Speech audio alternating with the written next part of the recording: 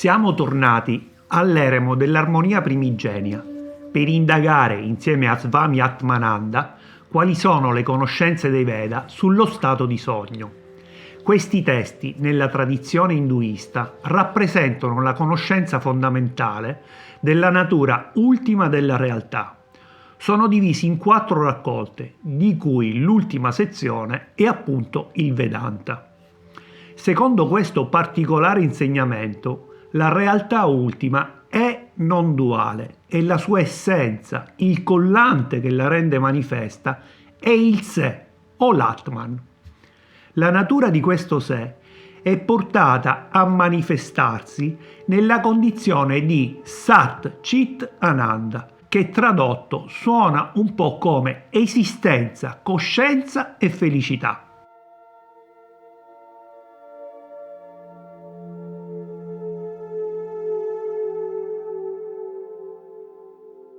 Dunque, la nostra vera natura sarebbe quella di manifestare questa imperitura condizione tramite il risveglio dalla prigione dei sensi.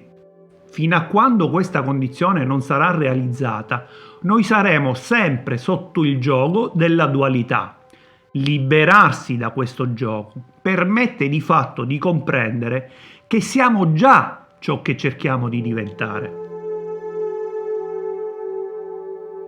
Per questo fine, nell'Advaita Vedanta si è puntata l'attenzione anche sullo stato di sogno, desumendone che questo non è né più né meno reale di quello della veglia, in relazione allo stato ultimo della realtà, il Brahman. Uno dei maggiori commentatori dei principi fondamentali della filosofia Advaita, il maestro Gaudapada, racconta che nel sogno esiste un sostrato reale che permette di fare esperienza delle cose al pari di quanto succede nella veglia.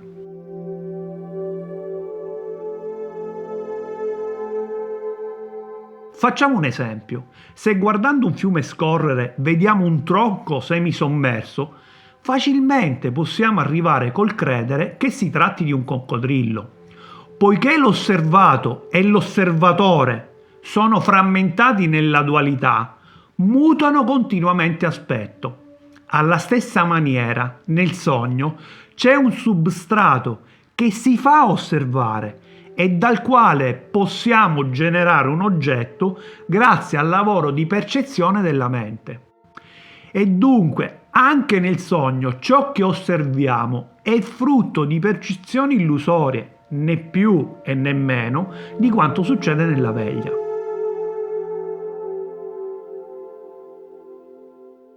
Il tronco che cambia e diventa coccodrillo per poi ritornare banalmente tronco è il dipanarsi di un processo di percezioni interne all'osservatore, che hanno senso solo perché cambiando ci svelano che c'è qualcos'altro che non cambia mai, altrimenti non ci accorgeremmo della differenza.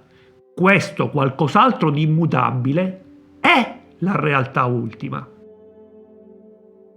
È nel tentativo di risalire sino alla sorgente che abbiamo lungamente chiacchierato con Atmananda per cercare di capire perché lo stato di sogno ci appare tanto reale nelle sue percezioni quanto quelle della veglia e come utilizzare in maniera proficua il sognare. Perché i sogni sono una creazione della mente.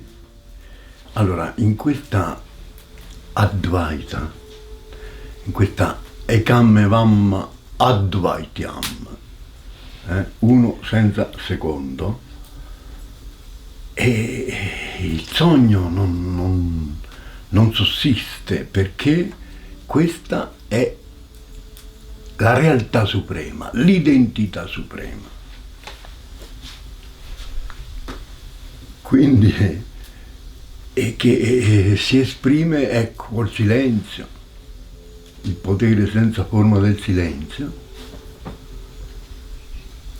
ha la sua voce e se la mente, ecco, si dà una calmata. Allora, i sogni sono una valvola di sfogo per l'individualità, per la persona umana, no? Ed è tutto il mondo subconscio che emerge, no? Nella notte, che ti fa sognare, e però è sempre sui piani sottili e quindi nella Advaita non c'è, cioè chi è che sogna? C'è sempre questo, ecco, ritornare alla radice dell'io, no? Quindi ognuno di noi sogna, e sogna di vivere sia questa incarnazione in cui siamo, e sogna anche di vivere in altre epoche. Se noi andiamo oltre il sognare della mente, accade che la mente, ecco, dice, è come la mia domestica. Senza la domestica la casa non funziona, fa le faccende senza neppure dirmelo, è felice. Non c'è inimicizia tra me e la mia mente. Così lei è felice e tutti sono felici. Sì, ce l'ho, dice, ho l'io. Sì, ce l'ho. C'ho l'io, ma quest'io è come la mia domestica.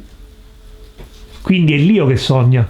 È l'io che sogna, sempre l'io che sogna, e proietta altri mondi, crea addirittura altri mondi. Allora, tra lo stato di realizzazione raggiunto attraverso l'Advaita Vedanta e lo stato di ordinaria presenza che abbiamo noi tutti i giorni, immagino ci siano una serie di stati intermedi. Il sognare potrebbe essere d'aiuto alla comprensione degli innumerevoli mondi sino all'arrivo dello stato di presenza continuo o no? Sì, o è solo... può essere un aiuto, come no? Poi è un'indicazione, un aiuto, un'indicazione sicura, un aiuto. I sogni, cioè a San Giuseppe, se non gli appariva l'angelo, quello lì lapidava pure Maria. Dicevano, guarda, quella è incinta per opera dello Spirito Santo, tu la devi tenere con te. E quello in sogno, gli è apparito il sogno anche quando sono fuggiti nel dito, sempre sogni. Quindi i sogni sono dei messaggi per l'io. Per l'io. E il ruolo dell'Atma in questo caso qual è? Nel sognare, se ce n'è uno. Ma no, l'Atma non c'ha tutti i ruoli e nessun ruolo, perché è pervasivo di tutta la realtà. Quindi anche degli inframondi che ci sono nel sognare? Sì, è sempre, è tutto pervaso da questo Atma.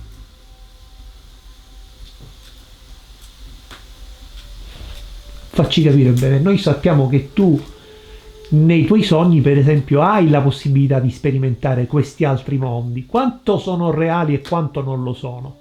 O quanto sono differenti dal reale? Il loro grado di realtà. Ecco.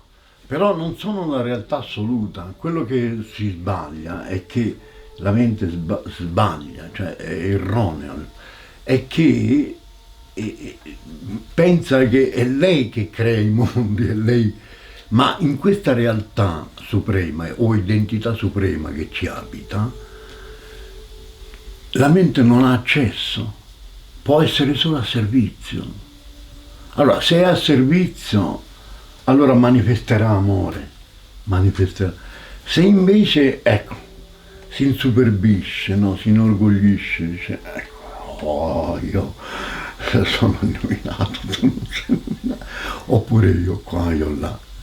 Questo è du mio, no? Io, e continua a esprimersi così, e allora non c'è realizzazione. Cioè la realizzazione è quando non c'è più la mente è sospesa. Poi la puoi utilizzare per le cose del mondo, no? Per anche un lavoro pratico, è uno strumento tecnico molto importante, la mente. Però se prevarica l'armonia non c'è più, cioè si offusca tutto, questo che prevarica. Possiamo dire che in uno stato di beatitudine raggiunta non si sogna più? Sì, sì, non si sogna più e se sogni è come una missione che tu hai di andare in quel mondo onirico, in quel mondo. Allora, per amore di quel mondo, vai in quel mondo. Ma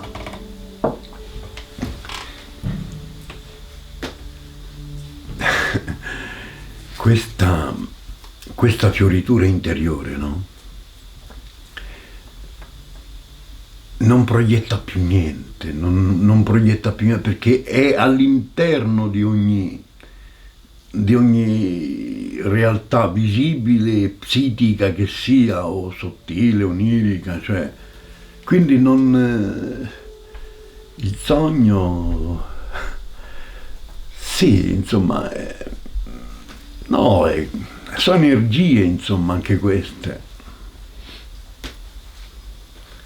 Però tu sei chiamato al risveglio, a un risveglio che è un risveglio permanente, cioè non è che adesso non sei risvegliato, poi domani sì, no, adesso no, cioè, è un risveglio permanente per tutti. Allora il dolore, la sofferenza, a volte la malattia diventa il maestro, perché non tutti, ecco, hanno la grazia di incontrare un maestro vis a vis. Quindi il dolore diventa il tuo maestro, ti fa vedere tutta l'impermanenza di questo mondo, no? Che è tutto precario, tutto impermanente. Come il sognare è impermanente. È impermanente. E come la realtà è anche come la veglia, anche la stato di veglia è impermanente. Poi c'è il sonno profondo, ecco il sonno profondo in cui tu rientri nella guaina di beatitudine, Ananda Maya Kosha, si chiama Ananda Beatitudine, rientri e ti ricarichi tutte le altre guaine, no? Si ricaricano, perché nel sonno profondo tu non proietti più, e lì allora sei vicino, è la guaina più vicina al sé, e quindi questa il sé irradia, ricarica Ananda Maya Kosha, Prana Maya Kosha, Ananda Maya Kosha fino alla guaina di cibo fatta che compone il nostro corpo, no? Quindi di questi corpi, qual è quello che più sogna? Esatto. Che più sogna? Esatto. È il manas, il corpo pranico, il corpo manasico, come dire. È il corpo, è la mente in definitiva. Però è la mente sensoriale, no? C'è una conoscenza convenzionale, che è quella materiale. Poi c'è una conoscenza dei pensieri e della mente, che è una conoscenza superiore a quella convenzionale materiale, no? E poi c'è una conoscenza di identità, no? Di questa identità, una conoscenza di identità che è superiore anche ai pensieri, ai sogni, a tutto, perché è la conoscenza del sé. È quella che Don Juan chiama la conoscenza silenziosa? Silenziosa, bravo, giusto, bravissimo, giusto. È la conoscenza silenziosa.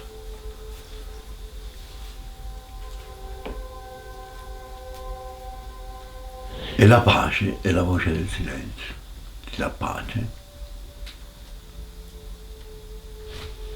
Senti, approfondiamo questa condizione di conoscenza silenziosa. Ci hai accennato che la prossima settimana comincerai un periodo di silenzio, di muna. Cosa comporta questo periodo di silenzio, ma soprattutto cosa produce all'interno dell'individuo? Non lo so cosa comporta, perché il silenzio cosa richiede? Si vive all'istante, no? È l'adesso che conta nel silenzio. è l'adesso. Quindi, ma ci sono sempre in questo silenzio, non è che no? Solo che a volte ci sono dei periodi, ecco, di tipo liturgici in cui tu vai incontro alla Pasqua, no? Pasqua passaggio, quindi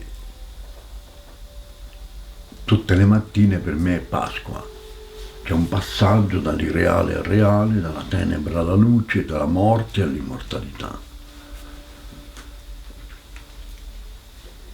E per attualizzare questo passaggio, questa Pasqua, bisogna prima morire, no? L'ego muore. Ecco perché l'ars moriendi, l'arte del saper morire da vivi, è importante. Quest'ars moriendi. Ecco, ogni meditazione che uno fa dovrebbe essere una piccola morte dell'ego, a che questo io sono, prima che Abramo fosse io sono, possa emergere, possa fiorire, possa rinnovarci, possa guarirci, e comincia a fiorire. Senti, ritorniamo ancora a quello che avevamo accennato prima in macchina. Il benefattore di Carlos Castaneda, Don Gennaro, lo spinge spesso a esplorare i mondi nel sognare. Una serie infinita di quelli che possiamo considerare viaggi astrali. Che tipo di conoscenza puoi acquisire con quel tipo di esperienza? Se poi è fuorviante, diciamo, alla fine uno rischia di girare mondi infiniti senza fermarsi mai. Bravo, Ok. ecco, giusto, Benissimo. ecco, questo è importante. Andando non si arriva mai.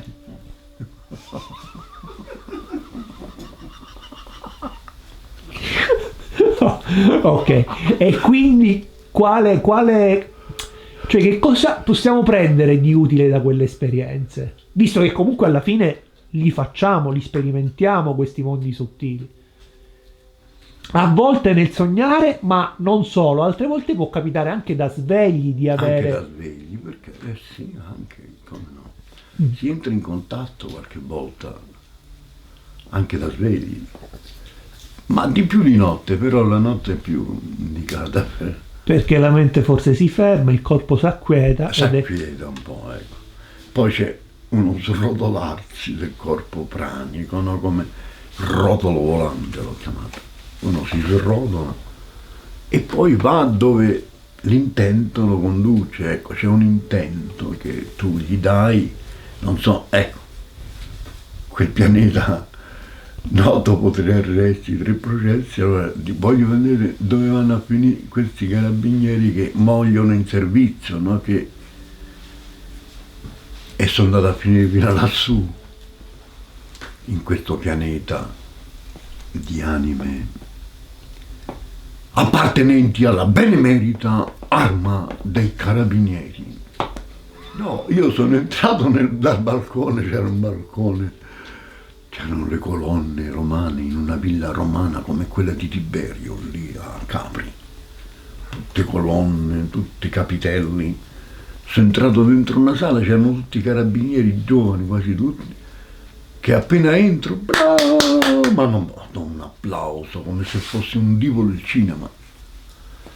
Poi l'ho guardato e dico, ma voi mi state perseguitando? Voi che siete a servizio della tradizione vivente. È la Casa dei Guerrieri, no? È a servizio della tradizione. E siete venuti già 3 volte all'Eremo. Allora si alza questo generale dei carabinieri, che non so se era dalla chiesa oppure un altro, però i baffi ce l'aveva. I baffi c'erano sul suo volto. E fa, ma la nostra non è una persecuzione. Dice, siamo venuti all'Eremo dell'Armonia solo per conoscerti. È la conoscenza che ci ha spinto fino a là. Ecco perché vengono adesso a meditare alcuni qua. È la conoscenza che ci ha spinto fino a là. E quando mi ha dato sta risposta, io sono rimasto zitto. No, il quid è che poi c'è stato, quando lui ha detto chi è il persecutore vero, dice è Hitler. Quando ha nominato Hitler, ho sentito come un risucchio, no? Boom! E mi sono trovato nel letto, mi sono svegliato così.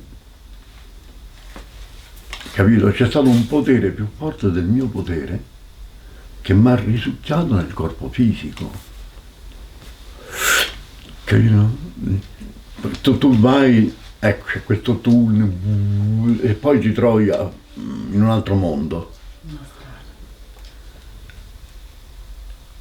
Allora qualcuno, un potere più potente, anche con quello, con Don Giorgio Rigoni, qui parroco di Petronano, quando ci ha raccontato, no, che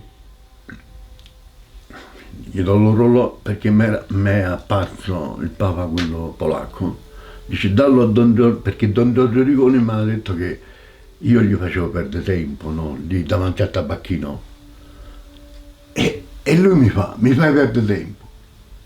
Madonna, non me l'hai mai detto. Dico, ma vattene! Perché lui è di Asiago.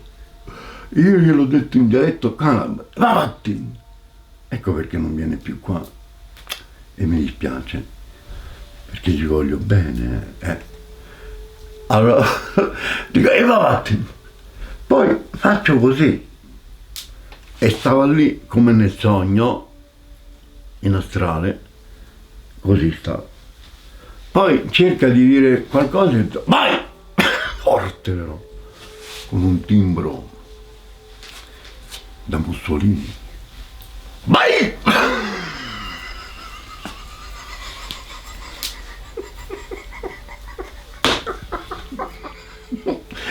Comunque, e poi dopo, quando mi è apparso questo Papa con Don Giorgio, allora, schermo nero, c'è uno schermo nero, tutto nero. Poi da quel nero passa un punto di luce, una pallina, e mi si coagula questo Papa polacco. Come in altre occasioni si è coagulato anche il Christos.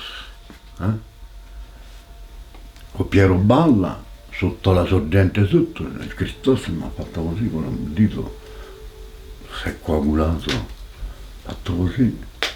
E c'era Piero Balla che lavorava sotto alla sorgente. E comunque con Don Giorgio, questo Papa, allora schermo nero, io stavo sul letto, sempre nella mia stanza. E mi fa l'inchino, io gli faccio l'inchino, pronam. Poi mi prendo un orologio fatto di diamanti, oro, brillava tutti i diamanti qui. Mi fa dallo a Don Giorgio Rigoni, parroco di Petronano, questo orologio prezioso, no? Io sono andato da Don Giorgio, gliel'ho dato, ma lui è rimasto così, fisso così, con la testa bassa così. Questo sempre nella visione astrale? In visione astrale. Sia dal tabacchino è rimasto così, poi ha cercato di alzare la testa e parlare, io ho detto vai, vai! Poi invece dal tabacchino, e invece nella visione astrale era così, sempre in questa postura, no? Dico, Don Giorgio, mi è apparso il Papa polacco, dico, che lui gli ha scritto una lettera al Papa polacco dicendo dimettiti. E il Papa polacco no, fino alla morte ha voluto fare il Papa. E quindi, insomma, dico, c'ho questo orologio che me l'ha dato lui per te, perché lui mi aveva detto che io gli facevo perdere tempo. Lui poteva dirmi tutto quello che voleva, ma non che gli facevo perdere tempo. Ecco, se mi diceva sei drogato, sei pazzo, andava benissimo. Ma che gli faccio perdere tempo no, perché è pura grazia.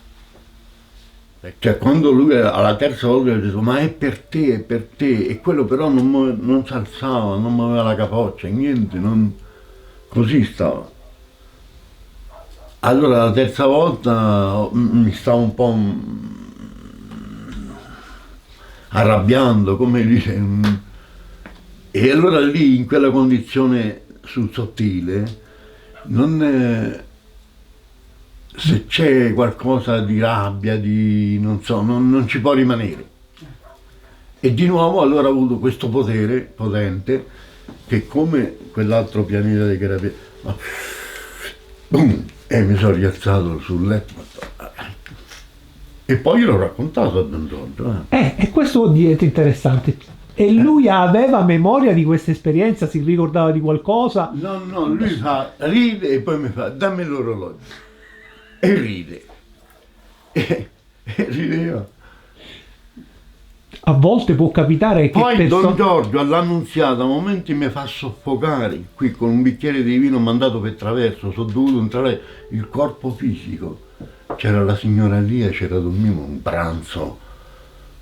Arriva Don Giorgio, c'era Toruzzo Catroppe, io stavo bevendo un bicchieretto di vino lì all'Annunziata e Don Giorgio si siede lì, io bevevo questo bicchieretto di vino, mi è andato per traverso, ho cominciato a tossire, a tossire così e mi sono trovato, mi è sparita tutta la sala ristorante lì, tutti i tavoli, le persone, è sparito tutto in un silenzio, in un altro mondo, tutto silenzio.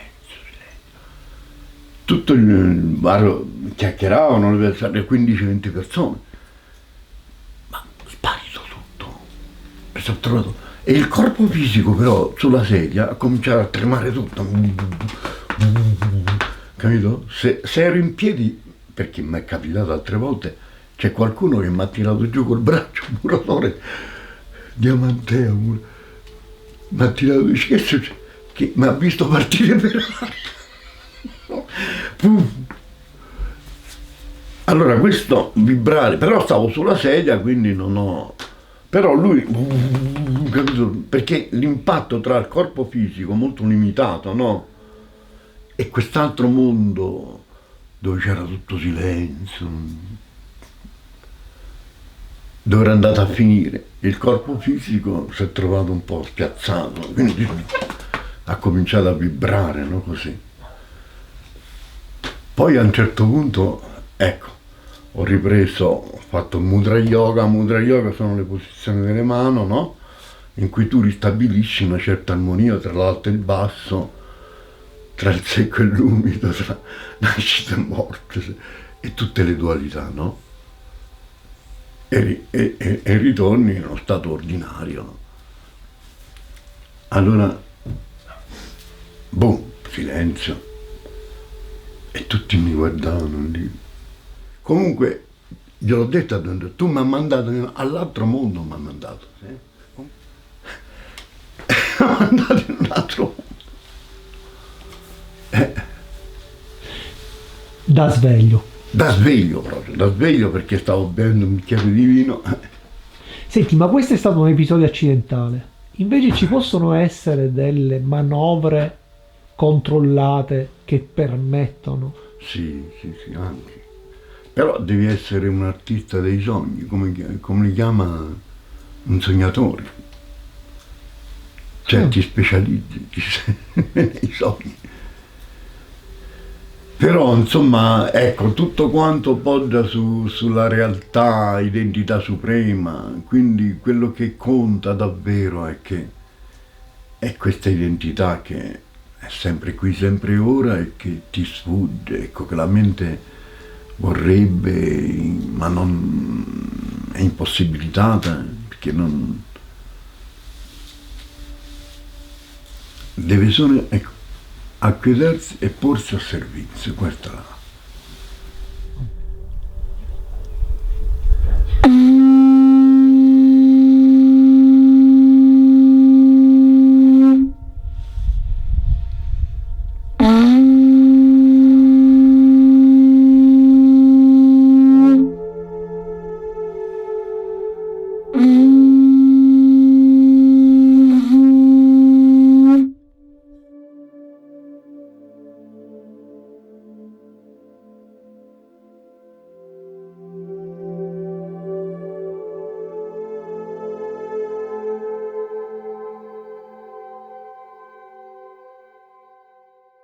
Dunque, secondo gli insegnamenti del Vedanta, sia il sogno che la veglia altro non sono che aspetti parziali di una realtà a questi soggiacente, a cui la mente non ha accesso. Tra i due stati, maggiore rilevanza assume la condizione di sonno senza sogni. Con il corpo a riposo e la mente silenziata, i sensi si ritirano e non proiettano più alcunché. In questa condizione, l'io fenomenico si dirata, rivestito da una sottilissima guaina, Ananda Maya Kosha. Questo corpo sottile è quello della beatitudine, sede delle facoltà intuitive, il più vicino all'essenza spirituale dell'uomo, l'Atman. Per manifestare questa presenza beata, al di là delle condizioni impermanenti di buio e luce, salute e malattia, sonno, veglia, occorrono alcune condizioni essenziali, come riconoscere il potere dell'adesso, nel qui e ora, apprendere l'ars moriendi, che è come dire avere la morte come consigliera, accedere alla conoscenza silenziosa, che è il potere senza forma del silenzio, ma soprattutto avere la ventura di incontrare la tradizione vivente. Con questo termine si è soliti indicare colui o colei che hanno trasceso l'identità tra l'individuo e l'essere assoluto. Ormai liberi dal mondo delle forme, vivono oltre la dualità e debbono essere considerati i custodi di una conoscenza tradizionale che la loro solo presenza rende manifesta e viva. La tradizione vivente non può spegnersi e non viene trasmessa la possibilità di esperirla, secondo un percorso che risulta essere il più idoneo alle capacità e ai talenti della persona che vuole realizzarsi. Perché dunque spingersi fin quassù, all'eremo dell'armonia primigenia, a incontrare Atmananda? Perché? Perché Atmananda rappresenta la tradizione vivente. E allora finché non è il tuo momento, cioè, ecco che non trovi qualcuno a cui passare la fiamma d'amore,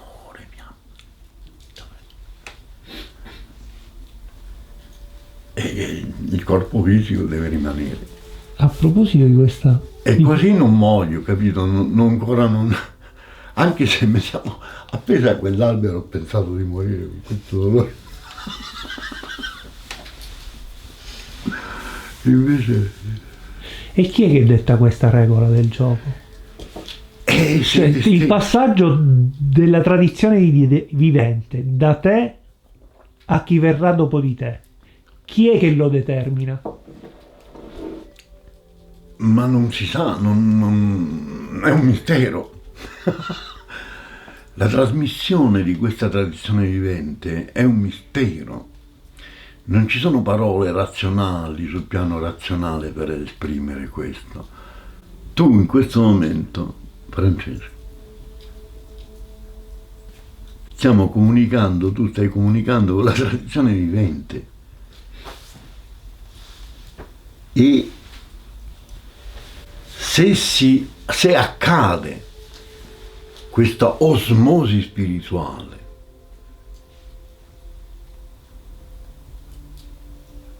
siamo faccia a faccia, vis-à-vis, siamo in questa presenza che se tu la senti, ecco, allora la fiamma sta a te, perché uno raccoglierla, ecco, che si trova sempre qualcuno, perché la tradizione vivente è non sempre, può morire. ecco, non può morire, non può nemmeno essere più offuscata, più di tanto.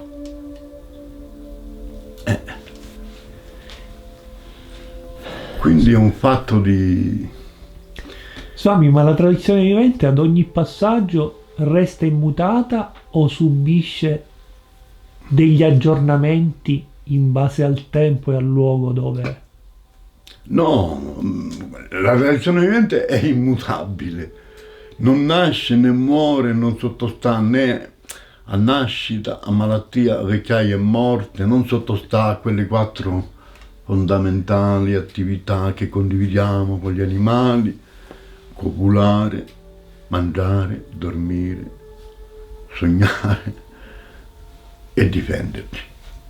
Quindi noi, questa tradizione vivente è oltre queste 4 o 5 attività che condividiamo con gli animali. Quindi questa certo, trovare le parole adatte, ecco, come Raphael, no? Che riesce a tradurre il sanscrito, Bhagavad Gita riesce a tradurre in un linguaggio moderno, non è facile, sono rarissime le persone che trovano la modalità adatta, le parole giuste per comunicarci, no? Per comunicarsi. Ma è la tradizione vivente stessa che individua il soggetto migliore per poter fare questa cosa? Sì, anche. Cioè il maestro appare quando il discepolo lo richiede, no? Per amore appare il maestro, però è sempre un sogno, non c'è per la tradizione vivente non c'è né maestro né discepolo, né nascita né morte, né creazione né dissoluzione della creazione. Nessuno è libero e nessuno è schiavo. Possiamo dire che noi in questo momento siamo nel sogno della tradizione vivente? Sì, certo, siamo nel sogno.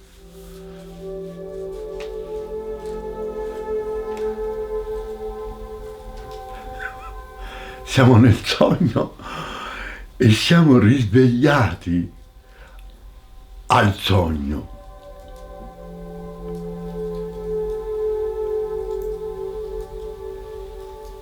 C'è un risveglio in atto, che la tua mente possa arzigogolare.